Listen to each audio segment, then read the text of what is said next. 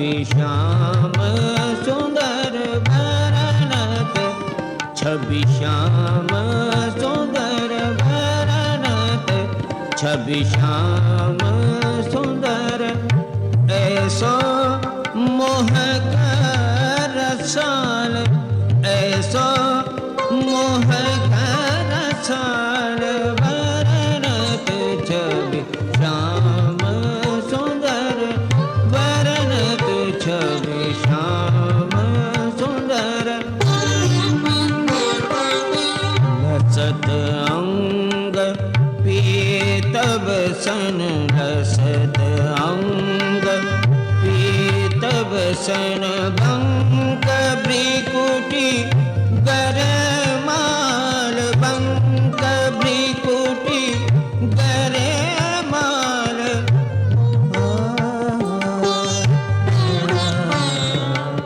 शीश मुकुट करवंशी, शीश मुकुट करवंशी, केसर को तिलक भाल, केसर को तिलक भाल, केसर को तिलक भाल भरनत, छवि श्याम सुंदर भरनत, छवि श्याम सुंदर लचक चलत चपल चाल, लचक चलत चपल चाल, चंचल नयन विशाल, चंचल नयन विशाल, नूपुर ध्वनि गुंजत पग, नूपुर ध्वनि गुंजत पग,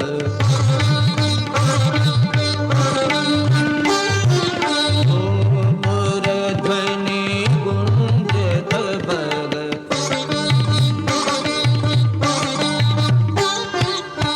नूपुर ध्वनि गुंजत पग, निरतत हरि दत्तार, निरतत हरि दत्तार, निरतत हरि दत्तार भरनत, छवि श्याम सुंदर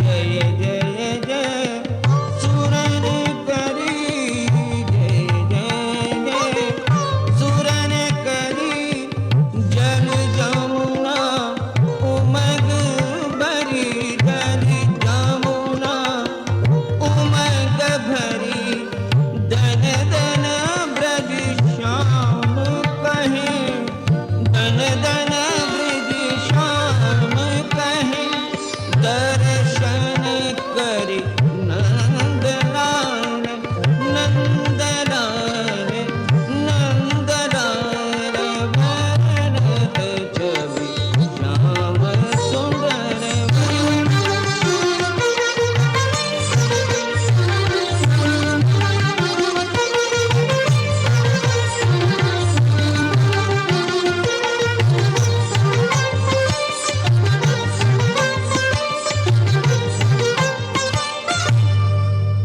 भरनत, छवि श्याम सुंदर, श्याम सुंदर श्याम।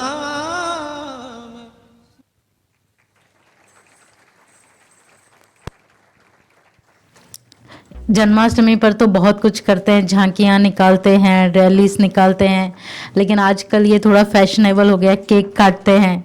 श्री कृष्ण ने केक काटा था क्या? पक्का नहीं काटा था। इतने कॉन्फिडेंस से बोल रहे हैं जैसे कि उसका बर्थडे देख के आए हैं। हाँ? हाँ? अच्छा, मटकी तोड़ी थी, केक नहीं काटा था। हाँ, तो आज से हम सब भी अपने बर्थडे में मटकी तोड़े, क्योंकि हम तो हाँ, श्री कृष्ण के वंशावली है ना, जहाँ वो आए थे उस जगह के हैं ना हम सभी। तो हमें कैसा जन्मदिन मनाना चाहिए? पक्का मटकी तोड़े या केक काटने जैसी? अरे ये तो दो दो राय हो रही है। मना आज श्री कृष्ण के जैसा बर्थडे मनाना है या क्वीन के जैसा मनाना है? हाँ, ये तो क्वीन की परंपरा है ना, केक काटना। हाँ, और मटकी तोड़ना, गीत संगीत करना, रास गरबा करना, ये तो देवी देवताओं की परंपरा है बर्थडे मनाना। तो हमें कैसा बनाना है? आप सभी कैसा मनाना चाहते हैं अपना बर्थडे? केक कौन कौन काटना चाहता है? अच्छा, कौन कौन खाना चाहता है बिना केक काटे? हाँ, तो हाँ, बिना केक काटे मिले तो केक खा तो सकते हैं ना, भले काटे नहीं तो भी।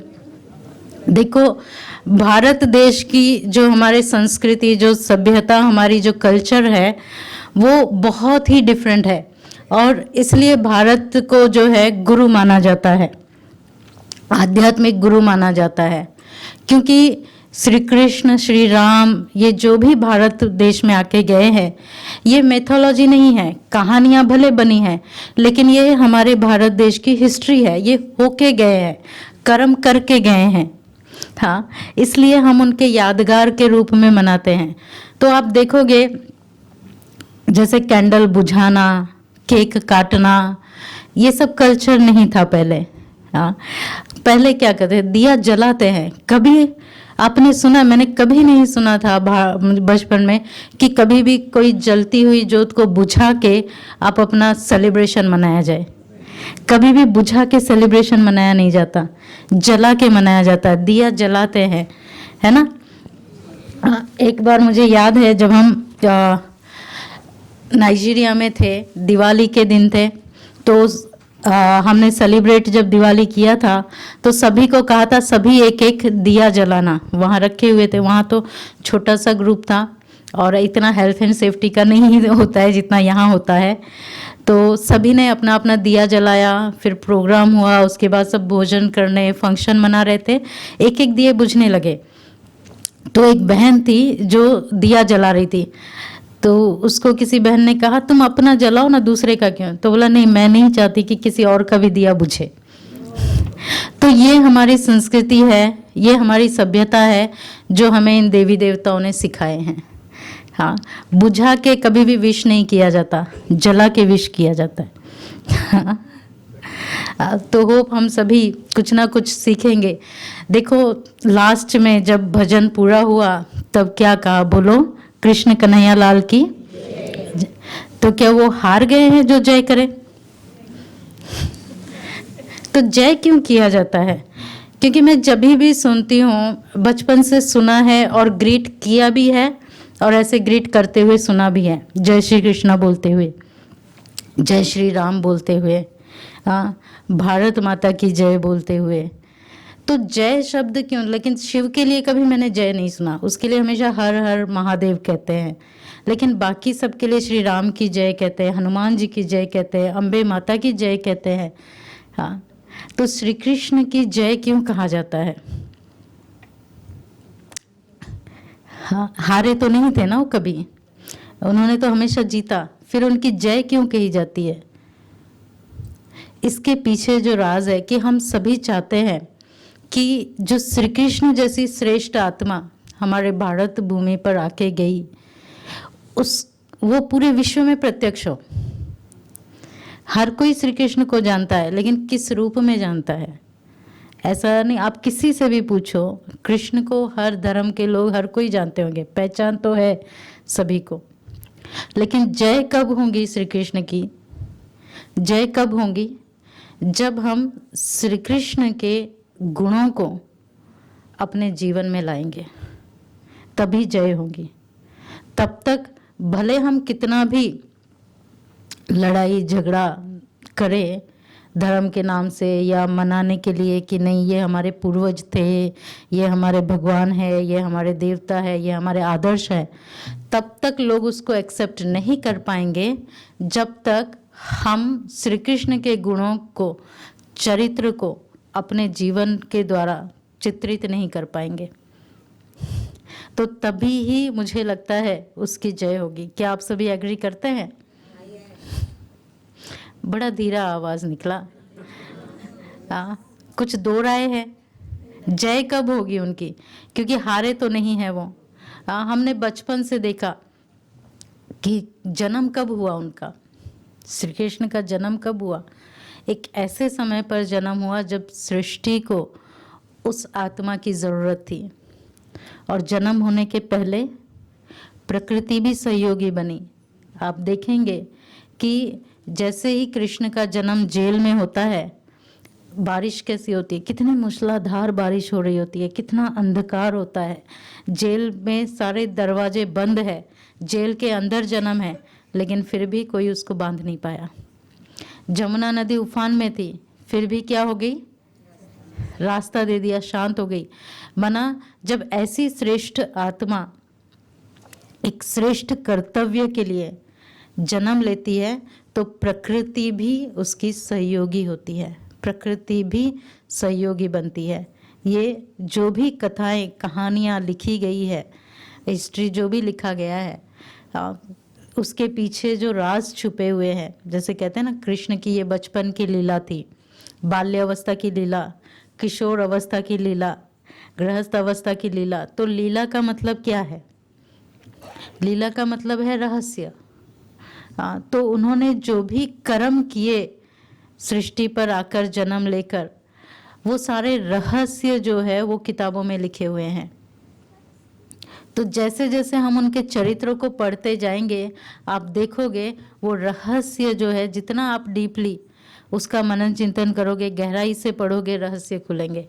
हम भी जब कोई अच्छे कार्य के लिए, ये हमें क्या सिखाता है? अगर आप किसी अच्छे कार्य के लिए अपना कदम बढ़ाते हो, आज जैसे ही श्री कृष्ण के कदम जमुना नदी को छुए, क्या हुआ? रास्ता मिल गया। क्यों उनको रास्ता मिल गया? क्यों? क्योंकि वो एक श्रेष्ठ कर्तव्य करने के लिए अपने कदम आगे बढ़ाए। भले कितना भी बंधन था, कितनी भी लोहे की दीवारें थी, लेकिन धीरे धीरे क्या हो गया? सब खुलते गए, कोई भी विघन नहीं हुआ। तो आज हमारे जीवन में भी विघन कितने आते हैं? मनुष्य जीवन में कम विघन है, हाँ, लेकिन आप श्री कृष्ण के जीवन के साथ कंपेयर करो तो वो भी पैदा होते ही विघन तो आए ना उनके पास। ऐसा थोड़ी है विघन उनके पास नहीं आए, ऐसे ही हम उनको भगवान या देवता का टाइटल दे दिए श्री का। तो परंतु उन्होंने श्रेष्ठ कर्तव्य करने के लिए अपना एक कदम आगे बढ़ाया, तो प्रकृति भी उनको सहयोग देना शुरू कर दिया। तो ये जो लीलाएं हैं उनकी, बाल काल की, किशोर अवस्था की, हम इन लीलाओं को सुनते हुए उसको अपने जीवन में जब धारण करेंगे, तब जाके सच्ची में श्री कृष्ण की जय हो पाएगी। वरना हम एक दूसरे को बोलते रहेंगे, लेकिन जय जय की जगह और ही क्या होगा? देखो, भूल गए ना अपना जन्मदिन कैसे मनाते थे। हाँ, कई यहाँ जो भी काफ़ी सारे बुजुर्ग बैठे हुए हैं, हाँ, मुझे आप सभी को याद होगा जब आप छोटे थे आपका बर्थडे कैसे मनाया जाता था। किसी किसी का तो मनाया भी नहीं जाता होगा। हाँ, है ना, याद ही नहीं होता था कब आया कब गया।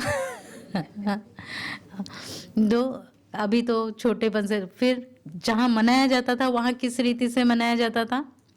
या तो पूजा की जाती थी, मंदिर चले जाते थे, घर में खीर बना लेते थे, एक नारियल तोड़ देते थे, बर्थडे आशीर्वाद ले लिया सबका। हाँ, तो जो हमारी संस्कृति है उसको हम भूलते जा रहे हैं और मुख से हम कहते जा रहे हैं कि कृष्ण की जय हो, राम की जय हो, लेकिन गुणों और चरित्रों को तो हम उनका भूलते जा रहे हैं। हम सोच रहे हैं ये तो वही लोग कर सकते हैं, हम नहीं कर सकते। हमारे जीवन में तो बहुत प्रॉब्लम्स है, लेकिन उनका जीवन देखो, क्या आपकी लाइफ में कोई पूतना जैसा? हाँ? इतने छोटेपन से उनको कितने बड़े बड़े राक्षसों का सामना करना पड़ा। हाँ, कंस जैसा जो पहले से ही वहां पर बैठा था कि जन्म लेवे और मैं मारूं, पहले से ही रेडी था, तैयार था। हाँ, कम से कम हमारी लाइफ में तो ऐसा नहीं हुआ। तो ये जो जीवन है उनका, जी के दिखाया कि पता था कि आने के बाद क्या होने वाला है, फिर भी उन्होंने अपने जीवन को कभी भी क्वालिटीज से दूर नहीं रखा। हाँ, क्वालिटीज के साथ जीवन जिया। इसके लिए उनको हमेशा क्या कहा गया है? हाँ, मर्यादा पुरुषोत्तम टाइटल दिया गया है। छोटे छोटे बात, छोटे थे तभी से ही उनको असुरों का सामना करना पड़ा। हाँ, पूतना, बकासुर, कंस, फिर अच्छा चलो ये सब तो है, लेकिन साथ साथ आप देखेंगे कालिया नाग के ऊपर भी। अब सोचने वाली बात है कि इतना छोटा सा बच्चा इतनी गहराई जमुना नदी में कूदकर कालिया नाग के ऊपर इतना समय तक सांस रोककर कैसे रह सकते हैं? कैसे रह सकते हैं? तो ये कालिया नाग, ये जो असुर, ये क्या चीज़ है? ये बुराइयों का प्रतीक है, जहर का प्रतीक है। नाग माना जहर, तो वाइसेस क्या है? ये काम, क्रोध, लोभ, मोह, अहंकार, ईर्ष्या, बदले की भावना, नफरत, बुराई, वेस्ट, संकल्प करना दूसरों के प्रति, अपने प्रति। तो ये बुराइयों के ऊपर भी आप देखोगे क्या कर रहे थे? वो नाच रहे थे, नाच रहे थे। हाँ, उसके ऊपर विजय प्राप्त किया। तो सबसे पहले माना ऐसा नहीं कि दूसरों के बुराइयों के ऊपर विजय प्राप्त किया, नहीं, अपने बुराइयों के ऊपर सबसे पहले तो एक श्रेष्ठ कदम बढ़ाया आगे कि मैं श्रेष्ठ कार्य के लिए रेडी हूँ। तो प्रकृति का सहयोग मिलना शुरू हुआ। फिर धीरे धीरे भले उनकी लाइफ में कितने भी अकासुर, वकासुर, पूतना जैसे आए, हर एक का उन्होंने सामना किया। सामना करते समय भी उन्होंने अपने गुणों को नहीं छोड़ा।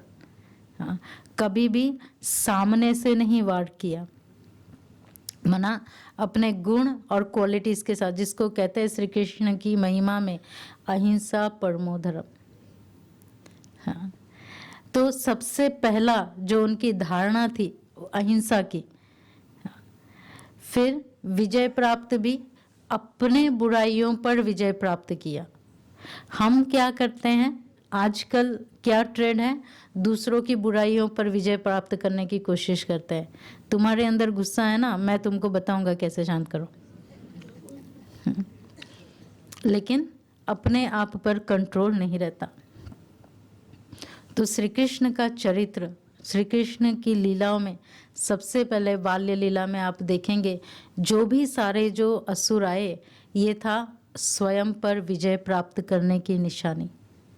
हाँ, कि स्वयं के बुराइयों पर, नेगेटिविटी पर, विकारों पर विजय प्राप्त किया। वो नीचे थे और ये ऊपर थे। बुराइयां उनको कंट्रोल नहीं कर रही थी, नेगेटिविटी उनको कंट्रोल नहीं कर रही थी। फिर और भी कई चीज़ें उनके साथ, श्री कृष्ण के साथ जुड़ी हुई होती है, जैसे मटकी तोड़ना हुआ, मुरली बजाना हुआ, हाँ, रास रचाना हुआ, फिर वस्त्र चुराना हुआ, कई सारी चीज़ें जो साथ में जुड़ी हुई है। लेकिन इसके लिए क्या कहा जाता है कि ये सारी उनकी लीला थी। लीला थी माना उसमें रहस्य था। ऐसा नहीं था कि वो दूसरों को दिखाने के लिए। आज अगर कोई वस्त्र चुरा के भाग जाए तो क्या करेंगे? कहेंगे क्या, अच्छा ये तो इसकी लीला है, कहेंगे, या पुलिस केस करेंगे? क्या करेंगे? हाँ, कोई आके ग्लास भी तोड़ दे, कहेंगे क्या लीला है, माखन ढूंढने आया होगा। हाँ, लेकिन श्री कृष्ण के इन चरित्रों की हम महिमा करके गाते हैं, भजनों में गाते हैं, और या उसको गा गा के खुश होते हैं। क्यों? क्योंकि ये स्थूल में नहीं था, ये रहस्य युक्त ज्ञान था, इसमें कोई ना कोई रहस्य छुपा हुआ था। तो मटकी तोड़ के माखन खाते थे। क्या कृष्ण जी इतने गरीब थे जो उनको चुराना पड़ता था? राजकुमार थे ना, राजकुमार थे गोकुल के। कहा जाता है जब कृष्ण का जन्म हुआ, जब नंद जी को पता चला श्री कृष्ण आए हैं, तो जितने भी ब्राह्मण थे सभी ब्राह्मणों को एक एक गाय दिया उनके पिताजी ने, सभी ब्राह्मणों को। किसी ब्राह्मण के घर में 4-5 बच्चे हैं तो उनको 4-5 गाय, ऐसा नहीं एक फैमिली को एक ही गिफ्ट मिलेगा नहीं, पर फैमिली गिफ्ट नहीं था, पर व्यक्ति, पर ब्राह्मणों को गिफ्ट था।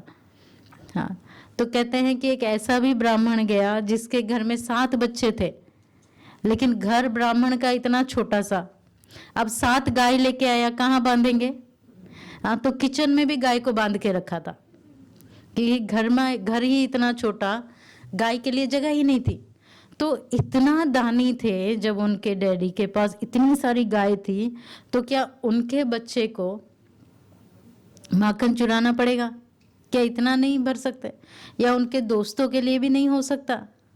हाँ, लेकिन माखन चुराना, माखन ज्ञान का प्रतीक है। देखो मक्खन कैसे बनता है, मक्खन कैसे बनता है, सभी को पता है ना मक्खन कैसे बनता है।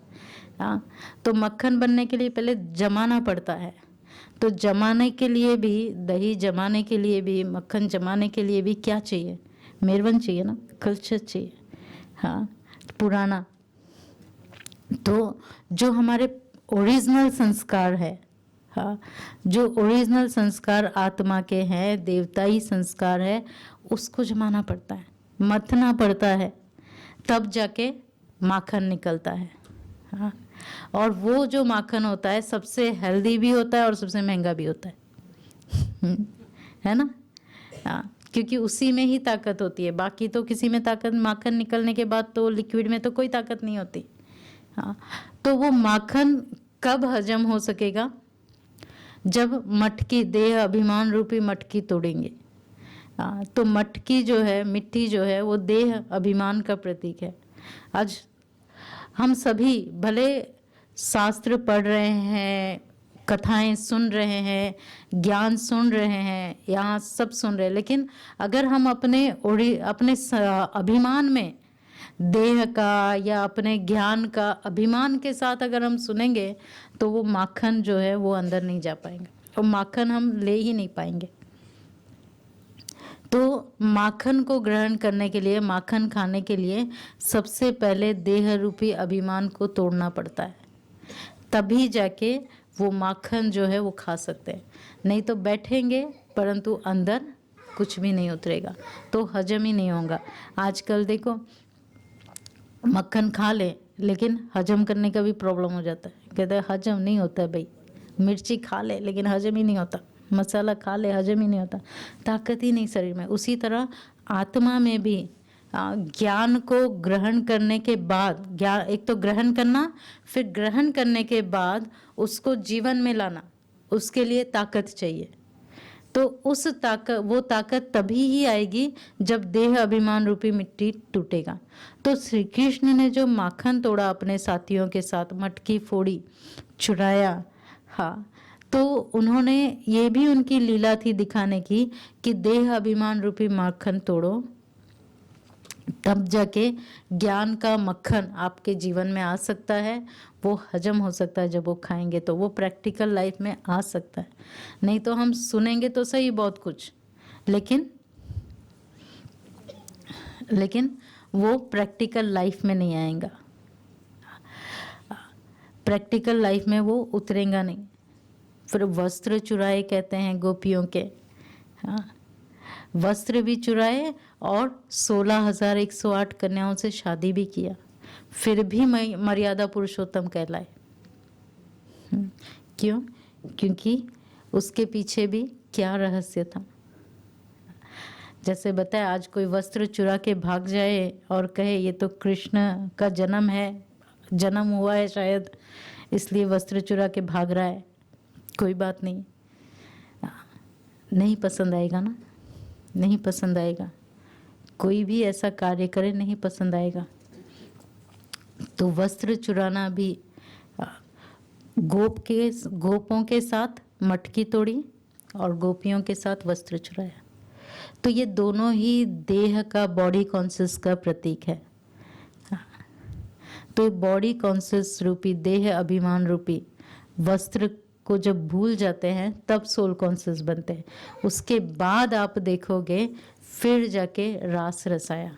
जब तक मटकी नहीं तोड़ी, माखन नहीं खाया, वस्त्र नहीं चुराए, जब तक बॉडी को नहीं भूले, तब तक कृष्ण के साथ रास नहीं कर सकते। तब तक श्री कृष्ण के साथ रास करने के लिए जा ही नहीं पाएंगे। जब बताते हैं जो श्री कृष्ण के साथ गोपियां रास कर रही थी, तो लिखा हुआ है भागवत में कि वो गोपियां जो है उनका वो पुनर्जन्म था। बहुत बड़े बड़े ऋषियां थे वो, जिन्होंने बहुत तपस्या की थी, तो उनको श्री कृष्ण के साथ गोपियों के रूप में रास करने का चांस मिला। तो क्या तपस्या की थी उन्होंने? यही देह अभिमान, देही अभिमानी बनने का और देह अभिमान को तोड़ने का। क्योंकि देह अभिमान को टूटने में बहुत मेहनत लगती है, बहुत मेहनत लगती है, बहुत दुख होता है। कोई सामने सामने इंसल्ट कर दे तो क्या होता है, बहुत दुख होता है ना। तो देह अभिमान को तोड़ने में उस कितने दिन तक उसके प्रति संकल्प चलता है, तो समय लगता है। इसलिए देह अभिमान तोड़ा, वस्त्र चुराया, तब जाके रास रच पाए। कहा जाता है कि अतीन्द्रिय सुख पूछना हो तो गोप गोपियों से पूछो। अब गोप गोपियों के पास क्या है जो वो अतीन्द्रिय सुख का अनुभव कर पा रहे हैं? लाइफस्टाइल क्या थी उनकी? आप देखोगे उनके घर भी मिट्टी के, है ना। एसी भी नहीं, यहाँ तो कितना अच्छा एसी चल रहा है ना। अच्छा लग रहा, एसी चल रहा है, बड़े अच्छे सब कुछ है बैठने के लिए। वहाँ तो चेयर भी नहीं था उस समय। तो चूल्हा में, यहाँ तो इलेक्ट्रिक वाला गैस है, कोई धुआं, किसी चूल्हे में खाना बनता था। फिर रोज कमाया रोज खाया, मक्खन, रोज का मक्खन बनाया, बेचा, खाया, दूध बेचा, खाया, वही लिमिटेड। फिर भी अतीन्द्रिय सुख का अनुभव कैसे कर पाए? आज हमारे पास हर सुख सुविधा साधन है। कभी भी चाहिए आप भजन सुन सकते हो, कभी भी चाहिए आप 24 आवर यूट्यूब में दर्शन कर सकते हो, फोटोज देख सकते हो, मंदिर जा सकते हो, गाड़ी चला के जा सकते हो, बस की सुविधा है, कितना कुछ है। आराम से बैठ के भजन कर सकते हो, सुन सकते हो। परंतु क्या उस अतीन्द्रिय सुख को अनुभव कर पा रहे हैं जो गोप गोपियों ने किया था? हाँ। तो अतीन्द्रिय सुख का अनुभव कब हो पाएगा? संतुष्टता कब आएगी? हाँ, संतुष्टता कब आएगी? अतीन्द्रिय सुख का अनुभव कर पाएंगे जब संतुष्ट होंगे थोड़े में भी, लेकिन संतुष्टता कब आएगी? हाँ, जब देह अभिमान टूटेगा। जब तक देह अभिमान है तब तक संतुष्टता नहीं आएगी। ये भी चाहिए, वो भी चाहिए, वो भी चाहिए। एक चीज़ पूरा होगा दूसरा चाहिए, दूसरा पूरा होगा तीसरा चाहिए। हाँ, छोटा घर है थोड़ा बड़ा चाहिए, छोटी गाड़ी है बड़ी चाहिए। हाँ, आज ये वाला ड्रेस पहना है तो कल कहीं और जा रहे हैं तो वो भी आ रही है, तो यही ड्रेस देखेगी तो हाँ, है ना। तो कितना सोचते हैं, कितना सोचना पड़ता है, कितना टेंशन होता है। क्यों? क्योंकि संतुष्टता नहीं, दूसरों को देख रहे हैं, देह का अभिमान है, दूसरे क्या कहेंगे। हाँ, मैं भी क्यों पहनूं, कल भी तो पहना था। तो इसलिए 100 ड्रेस होंगे, 10 ड्रेस होंगे, लेकिन फिर भी संतुष्टता नहीं। क्यों? क्योंकि देह अभिमान, बहुत कुछ है लेकिन सेटिस्फेक्शन नहीं। इसलिए जो अतीन्द्रिय सुख है उसको अनुभव नहीं कर पा रहे, और तब तक हम रास भी नहीं कर पाएंगे श्री कृष्ण के साथ। आप देखो श्री कृष्ण ने इतना, कहाँ श्री कृष्ण राजकुमार थे और गोपियों के साथ रास किया। कितने वैरायटी संस्कार। आज घर में 4 जन भी होते हैं तो भी संस्कार नहीं मिलते हैं। हाँ, अलग हो जाते हैं, हाँ, कि नहीं जमता है, इससे अच्छा तो अलग रहे, खुश रहे। हाँ, लेकिन पहले बड़ा बड़ा परिवार होता था ना, संस्कारों को मिला के चलते थे ना, मिला के चलते थे ना। आप जब रास करते हैं या जब डांडिया खेलते हैं तो क्या होता है, सभी एक जैसा खेलते हैं, एक टेढ़ा करता है तो दूसरा भी टेढ़ा करता है ना अपना। हाँ, तो हर एक के संस्कार, हाँ, वो कैसा कर रहा है उसके साथ मैच करते हैं, ताकि खेल अच्छा खेल पाए, हमें चोट नहीं लगे, दूसरे को चोट नहीं लगे, देखने वाले अच्छे दिखे। नवरात्रि में लोग कंपटीशन करते हैं, गरबा की, डांडिया की, हाँ, कितनी प्रैक्टिस करते हैं, कितनी प्रैक्टिस करते हैं। क्यों प्रैक्टिस करते हैं? ताकि अच्छा दिखे, सबका तालमेल बैठे, कोई टेढ़ा मेढ़ा नहीं करे, है ना। हाँ, तो उसी तरह ये रास गरबा करना माना संस्कारों का रास करना, संस्कारों का प्रैक्टिस, कि हर एक के साथ मेरे संस्कार मिले। कहीं झुकना पड़ेगा, हाँ, कहीं मरना पड़ेगा, कहीं मिलाना पड़ेगा, तब जाके सुंदर दिखेगा। जब तक संस्कार नहीं मिलेंगे तब तक रास सुंदर नहीं दिखेगा। तो साथ में रहते हुए भी फिर क्या होगा, दूरियां बढ़ती जाएंगी। आप सभी ने गीत सुना ना कि रास कर रहे थे सबके साथ, हर एक को अनुभव हो रहा था कि हर एक के साथ कृष्ण है, हर एक गोपी को बराबर वही अनुभव हो रहा था। हाँ, किसी को ये नहीं लग रहा था कृष्ण तो सिर्फ राधे के साथ है, लेकिन हर एक को लग रहा था मेरे साथ है, क्योंकि उसका उतना प्यार था। उस प्यार में ना नाम, ना रूप, ना गंध की गंध था। रूप जहाँ होता है, देह अभिमान जाता है, वहाँ गंध होता है।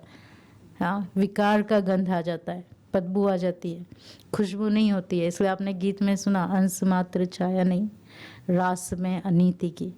जो रास हो रही है उसमें कोई अनीति नहीं है, छाया भी नहीं है, देह अभिमान का गंध भी नहीं है, ऐसा रास चल रहा है। तो उतनी तपस्या अभिमान को छोड़ने की, इसलिए श्री कृष्ण को योगी राज भी कहा जाता है। कि भले 16,108 रानियाँ थी, माखन तोड़ा, लोगों ने छोर का टाइटल दिया, वस्त्र चुराए, हाँ, कंस मामा को मारा, परंतु फिर भी योगीराज देवता और आज भी हर कोई उसके जैसा पुत्र, पति, बच्चा चाहता है। कोई चाहेगा क्या मेरा बच्चा किसी के जाके कपड़े चुराए? हाँ, लेकिन कृष्ण तो चुराते थे, फिर भी कृष्ण जैसा बच्चा चाहिए ना। हाँ, कृष्ण जैसा पति चाहिए ना। हाँ, तो क्यों? क्योंकि ये रहस्य था। अब भले ये सब कुछ था, परंतु अहिंसा परमो धर्म था। तो श्री कृष्ण एक परफेक्शन हमारे सामने है, परफेक्ट है हर संबंध में, चाहे वो बच्चे के रूप में हो, उन्होंने माता पिता के साथ बच्चे के रूप में भी परफेक्ट संबंध निभाया, फिर चाहे किशोर अवस्था में साथियों के साथ दोस्ती का हो, चाहे वो दोस्ती में सुदामा का नाम हो या अर्जुन का नाम हो या उद्धव जी का, सबके साथ दोस्ती बराबर निभाई, कभी भी दोस्त को आधे रास्ते पे नहीं छोड़ा। जिसने भी दोस्ती निभाई उसके साथ उसने उस दोस्ती को पूरा रास्ता तक निभाया उन्होंने। हाँ, फिर चाहे वो एक प्रेमी के रूप में हो, हाँ, चाहे वो रुक्मणी का प्यार हो, मीरा का प्यार हो या राधा का प्यार हो, प्रेमी भी परफेक्ट रहे, हर एक के साथ उन्होंने उस संबंध को निभाया। हाँ, तो हर एक संबंध में जो परफेक्ट है, तो जब हम हर एक के संबंध में परफेक्शन कब आएगा? हम सभी भी किसी के बच्चे हैं, किसी के दोस्त हैं, है ना, आप किसी के माता पिता हैं, किसी के पति पत्नी हैं, तो क्या वो संबंध में परफेक्ट हैं? परफेक्ट हैं, परंतु सभी परफेक्ट होना चाहते हैं, चाहते तो है ना, भले कर नहीं पाते हैं, कहते हैं कहाँ कहाँ पहुँचूं, है ना, बाद में सर पिट ले, कहाँ कहाँ जाए इंसान, बोलो तो सही। हाँ, किस किस को देखूं। तो श्री कृष्ण की आत्मा इतनी परफेक्ट कैसे थी, जो हर संबंध में परफेक्शन था। हम एक राज जो सीक्रेट है आपको बताएं कि कभी भी श्री कृष्ण ने संबंधों को निभाने के पीछे नहीं गए, उन्होंने अपने आप को परफेक्ट किया। पहले खुद को परफेक्ट बनाया। सबसे पहले खुद के देह अभिमान की मटकी तोड़ी। हाँ, सबसे पहले खुद अपने विकारों पर विजय प्राप्त किया। तो जब यहाँ परफेक्शन होगा, जब हम खुद अपने आप के अंदर गुण और क्वालिटीज़ को लाएंगे, अपने आप को परफेक्ट बनाएंगे, तब ऑटोमेटिक हमारे संबंधों में वो आता जाएगा। परंतु हम क्या कर रहे हैं, अपने आप को छोड़ के बाकी सब संबंधों में परफेक्ट होने की कोशिश कर रहे हैं। मैं भले गुस्सा करूं लेकिन तुम नहीं करना, मैं भले कुछ भी करूं लेकिन तुम्हें अच्छा रहना चाहिए, है ना। तो अपने आप को छोड़ के बाकी सबको सुधारने चले, बाकी सब संबंधों में परफेक्ट होने का सोच रहे हैं, लेकिन यहाँ ही परफेक्ट नहीं है, यहाँ ही वीकनेस है, तो परफेक्ट कहाँ से हो पाएंगे। तो ये राज था श्री कृष्ण का, इसलिए उनको कहा गया योगी राज। देखो, पर श्री कृष्ण को श्याम और सुंदर भी कहते हैं, है ना, श्याम सुंदर कहते हैं। परंतु परमात्मा की महिमा में सत्यम शिवम सुंदरम कहते हैं, लेकिन श्री कृष्ण की महिमा में श्याम सुंदर कहा जाता है। क्योंकि जो भी आत्मा जन्म लेती है, इस सृष्टि रूपी रंगमंच पर कर्म करने आती हैं, उनको सुंदर से श्याम, फिर श्याम से सुंदर बनना पड़ता है। परंतु परमपिता परमात्मा जन्म मरण से न्यारा है, इसके लिए उसको सत्यम शिवम सुंदरम कहा गया। तो श्री कृष्ण की आत्मा भी अपने आप के ऊपर मेहनत करके माखन खाया, वस्त्र चुराया, वस्त्र अपने खुद के वस्त्र को भी छोड़ा, हर पहले यहाँ परफेक्ट हुआ, तब जाके आज इतना परफेक्शन हर संबंध में कि हर कोई श्री कृष्ण जैसा ही चाहता है। अभी देखो, तो हम कुछ भी सीखते हैं, कुछ भी पढ़ाई करते हैं, उसमें क्या सोचते हैं कि परफेक्ट हो, नंबर 1 हो। तो आज जन्मदिन पर, कृष्ण के जन्मदिन पर, ये बहुत सुंदर हम उनसे सीख सकते हैं। और श्री कृष्ण की जय हम तभी ही कर सकते हैं, दुनिया के सामने हम तभी उनको प्रत्यक्ष कर सकते हैं। उनके नाम से लड़ाई करके, या हमारे धर्म को कोई मान नहीं रहा है, यही भगवान है, यही वो है, हम तभी ही उनको प्रत्यक्ष कर सकते हैं, या हर एक के दिल में उनका राज करा सकते हैं, जब हम उनके जो कृष्ण के गुणों को है वो हम अपने जीवन में धारण करें। जब तक हम अपने जीवन में धारण नहीं करेंगे और हम चिल्ला चिल्ला के बोलेंगे कि हमारे देवी देवताओं की बदनामी कर रहे हैं, हमारे देवी देवताओं की ग्लानि कर रहे हैं, उसको मैथोलॉजी बता रहे हैं, वो आके गए हैं कि नहीं प्रूफ मांग रहे हैं लोग, तो हर चीज़ का प्रूफ तो हर मांगते ही हैं। देखो, अगर आप डॉक्टर भी हो तो आपको सर्टिफिकेट देना पड़ता है ना कि आप डॉक्टर हो।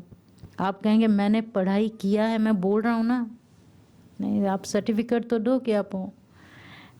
आप अपनी डिग्री दिखाओ, आप जो भी हो आपको डिग्री दिखाना पड़ता है, कभी भी कोई भी आ सकता है गवर्नमेंट का बंदा। तो उसी तरह हम, हमारे पूर्वज, हमारे देवी देवताएं इस सृष्टि पर आकर गए और हमें जीवन जीने की कला सिखा के गए, इसलिए हम उनकी जय हो कहते हैं, ताकि वो हमेशा अजर अमर रहे। और वो कैसे रहेंगे, उनकी जय कब होगी, जब ये जो श्री कृष्ण के जो गुण हैं, योगी राज भी थे, मर्यादा पुरुषोत्तम थे भी थे, अहिंसा परमो धर्म भी था। अब श्री कृष्ण जैसा बंदा क्या किसी को कहेगा कि आप अपने भाइयों को मार डालो, ये सारे अधर्म कर रहे हैं?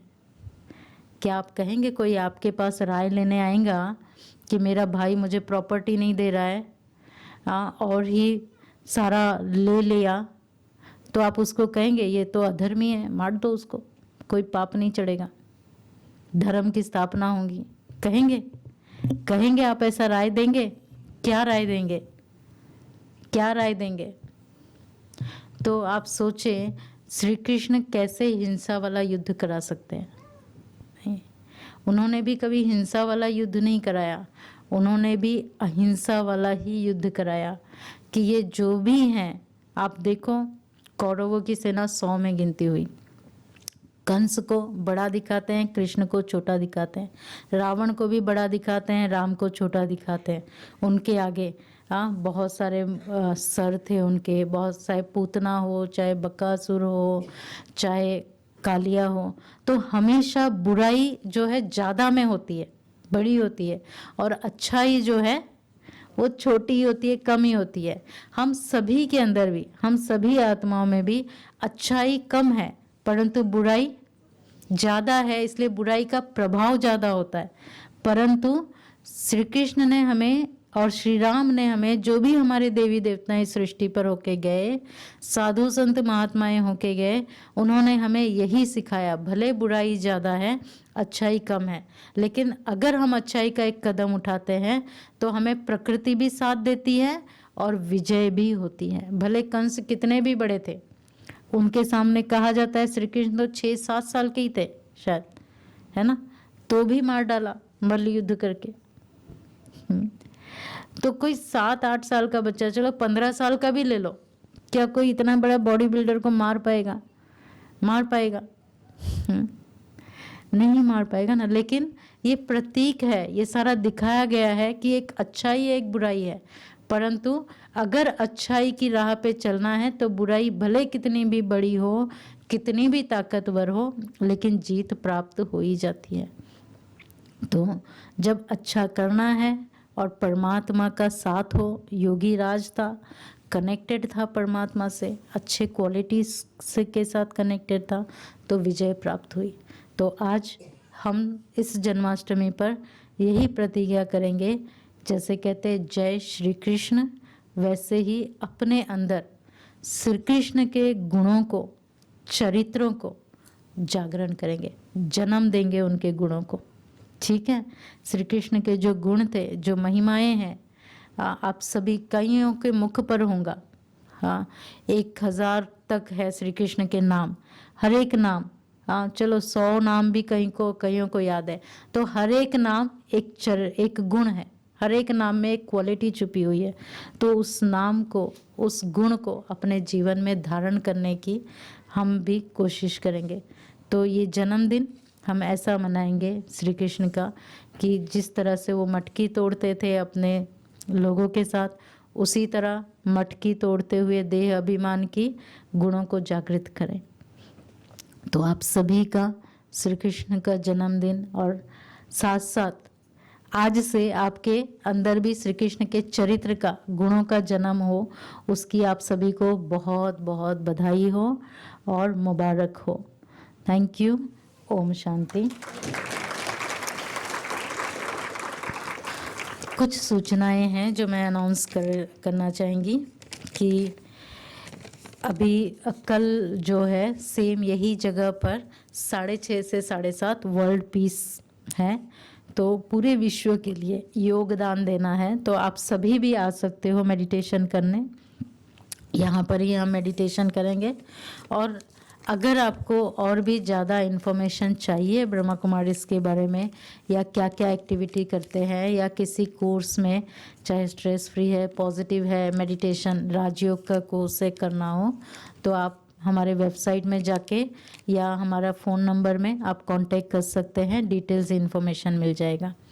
अभी हाँ, प्रोग्राम को कंटिन्यू करते हुए हम श्री कृष्ण की लाइव झांकी देखेंगे ना। हाँ, देखेंगे तो आंखों को भी संतुष्टता मिलेगी। तो लाइव झांकी हम थोड़ी देर में श्री कृष्ण की देखेंगे, और साथ साथ श्री कृष्ण को क्या पसंद था वो तो नहीं मिलेगा। हाँ हाँ, लेकिन हम खेल सकते हैं। क्या खेलते थे श्री कृष्ण? रास गरबा। देखो, इसको डांस नहीं कहते, गरबा खेलना कहते हैं ना, कि खेलते हैं, इंजॉय करते हैं, रास करते करते दूसरों के साथ संस्कार मिलाना भी इंजॉय करते हैं, मुश्किल नहीं लगता है।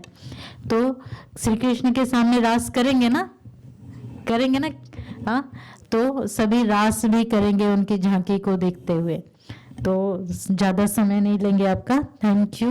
ओम शांति। देर भई नंद लाला, तेरी राहत के ब्रिज बाला। बड़ी देर भई नंद लाला, तेरी राहत के ब्रिज बाला। बाल बाल एक एक से पूछे, कहाँ है मुरली वाला रे। बड़ी देर भई नंद लाला, तेरी राहत के ब्रिज बाला। ओ बड़ी देर भई नंद लाला, तेरी राहत के ब्रिज बाला।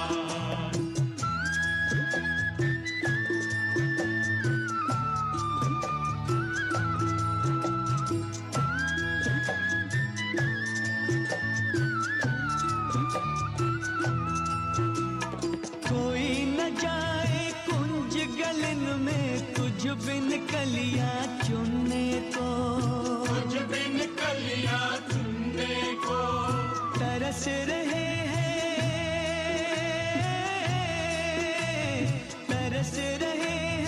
जमुना के तट, धुन मुरली की सुनने को।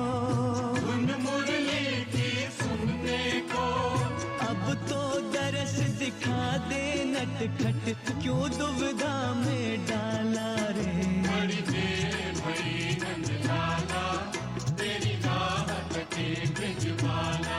ओ बड़ी देर भई नंद लाला, तेरी राहत के ब्रिज बाला।